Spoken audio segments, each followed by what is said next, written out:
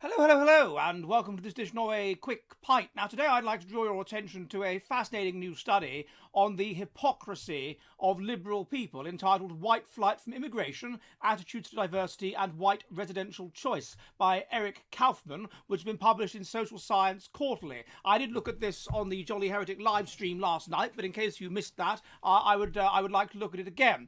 Of course, we all know that liberals are hypocrites. Liberals virtue signal, and liberals are high in Machiavellianism, which means that they are obsessed with power. We know that they go on about being agreeable and kind, but the studies indicate, the Holst et al., whatever, that actually conservatives are higher in agreeableness than liberals. And this is why you get the typical liberal hypocrisy. Harriet Harman, the former Labour deputy leader, campaigning against grammar schools, selective schools, then sending her son to a grammar school.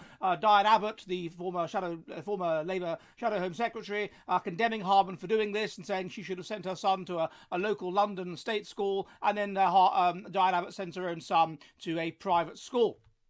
We all know that the mantra of liberals is do as I say, not as I do, so that I can then get ahead of you. That's the mantra of liberals. And we see this in this new study by Eric Kaufman, who, of course, they've attempted to cancel and failed to cancel, so he's still at Birkbeck College, London.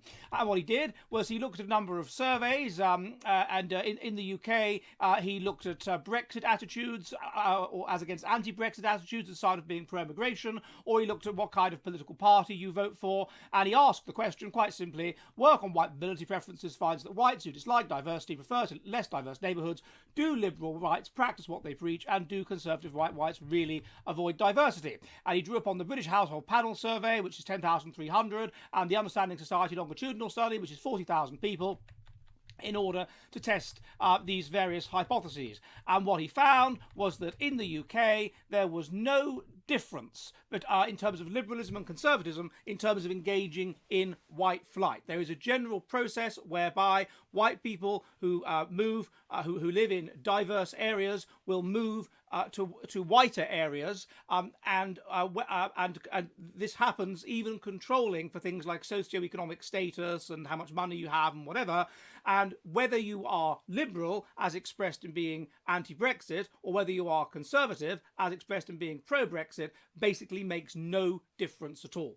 And therefore it follows that liberals who will argue in favour of how wonderful it is to have diversity, and who will say that it's really good to have multiculturalism, that they really love multiculturalism, they say multiculturalism is a brilliant thing, do not practice what they preach, because they move away from it to exactly the same extent as do conservatives, who might say that it's not a good thing.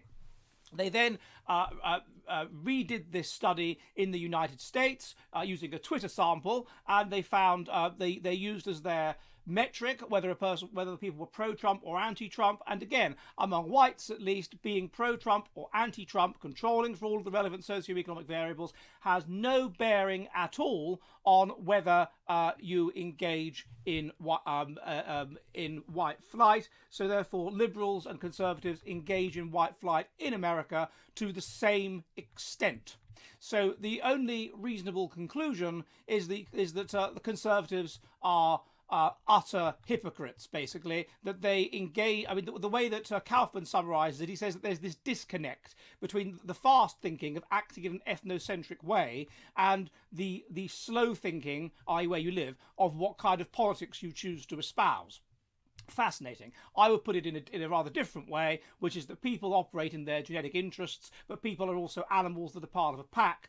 Some people are more group oriented, some people are more individually oriented. The individually oriented person, i.e. the selfish person, understands that signalling kindness and inclusivity as a covert means of attaining status, and therefore we wouldn't be surprised if some people will do this and therefore signal that they are against ethnocentrism and that they favour equality and love for all and whatever, but nevertheless act to satisfy the fact that deep down they are highly ethnocentric, no matter what they actually say. And that is the essence of hypocrisy. So this study indicates that liberals, well, we all knew it really, but it indicates it in such stark terms that liberals are just utter hypocrites.